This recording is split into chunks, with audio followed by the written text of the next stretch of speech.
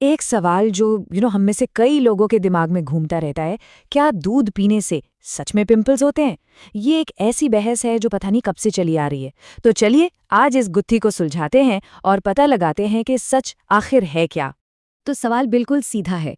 क्या वो रोज का एक ग्लास दूध हमारी स्किन का दोस्त है, या फिर कहीं वही तो हमारे पिंपल्स की असली जड़ नहीं? और मजे की बात यह है कि ये सवाल सिर्फ टीनेजर्स ही नहीं पूछते, बड़ी भी अक्सर ये सोचते हैं कि कहीं उनकी डाइट में तो कोई गड़बड़ नहीं चल रही। और देखिए, ये कोई आज की बात नहीं है। मतलब ये धारणा काफ़ी पुरानी है कि डेयरी प्रोडक्ट्स यानी दूध, दही, पनीर, इन सब का पिंपल से कोई ना कोई लेना देना तो है। और इंटरनेट पर तो खैर इस पर इतनी बातें हैं कि कंफ्यूज होना तो बनता है। तो ठीक है, सुनी सुनाई बातों को करते हैं साइड और देखते हैं कि असली सबूत क्या कहते हैं। साइंस क्या बोलती है इस बारे में। चलो थोड़ी जासूसी करते हैं और तह तक जाते हैं। और यहीं आकर मामला थोड़ा पेचीदा हो जाता है।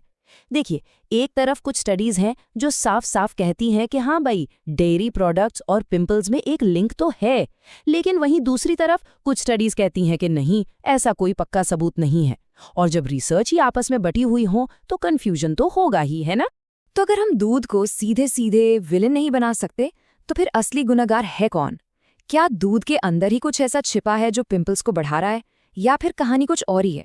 चलिए कुछ सस्पेक्ट्स पर नजर डालते हैं। हमारा पहला शक जाता है हार्मोन्स पर।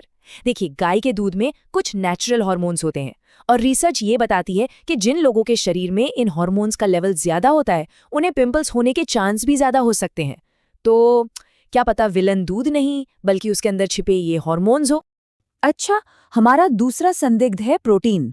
दूध में वे और केसीन नाम के कुछ खास प्रोटीन होते हैं। अब होता यह है कि ये प्रोटीन हमारे शरीर के अंदर जाकर एक दूसरे हार्मोन को जगा देते हैं, जिसका नाम है IGF-1। और ये वाला हार्मोन पिंपल्स को दावत देने के लिए जाना जाता है। तो ये भी एक मजबूत लिंक हो सकता है। और अब आते हैं हमारे तीसरे और सबसे इंटरेस्टिंग सस्पेक्ट पर, यानी दूध के साथियों पर। जरा सोचिए, दूध हम पीते कैसे हैं?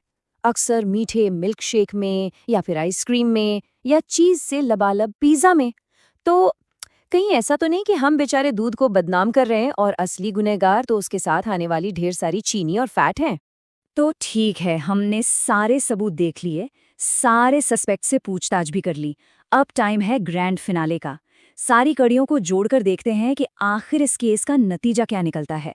चलिए आखिरी फैसले पर आते हैं। तो निचोड़ ये है कि दूध और पिंपल्स का रिश्ता कोई सीधा साधा नहीं है। एक कनेक्शन तो दिखता है, पर यह पक्का नहीं है कि दूध ही सीधा सीधा कारण है।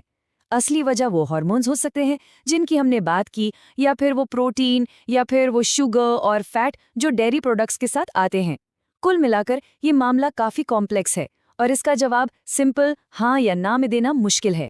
और इन सब बातों के बाद सवाल तो वही का वही है कि क्या इसका हल यही है कि दूध को जिंदगी से बिल्कुल ही निकाल दिया जाए? ये एक ऐसा सवाल है जिसका जवाब शायद हर किसी के लिए अलग अलग होगा, और इसका जवाब किसी और से नहीं बल्कि अपने शरीर को सुनकर ही मिल सकता है।